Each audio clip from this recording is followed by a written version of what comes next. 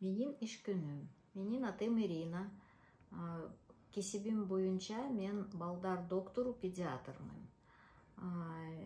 Мен Бишкек шаарында жеке медициналык борборунда иштеймин.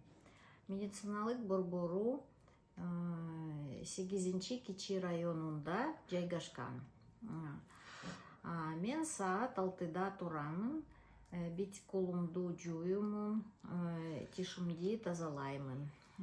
Анан мен эртең мененки тамакка ботко бышырам жана чай ичем.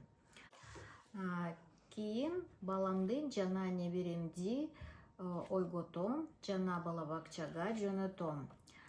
Менин келиним жана кичүү неберем кеч турушат. Менин атам мени менен бирге турат. Көбүнчө мен үйдөн саат 8-де чыгам.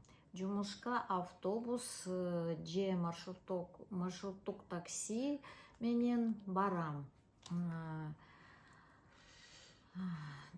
Мен саат 9-да жазылган пациенттерди кабыл ала баштайм. Дегенде мен аларды угам, текшерем жана тыншайм. Андан кийин мен аларды анализ тапшырууга жөнөтөм жана К1 медициналык адистерге консультацияга жөнөтөм. Мындан тышкары мен керектүү дарыларга рецепт жазып берем. Менин иш күнүм саат 5:30-да бүтөт. Үйгө мен автобус менен барам. Жолдон мен керектүү азык-түлүк сатып алам. Кечки тамакты менин келиним даярдайт. Мен болсо неберелерим менен алек болом. Алар менен ойнойм, сүйлөшөм, сырдашам. Менин күнүм ушундай өтөт.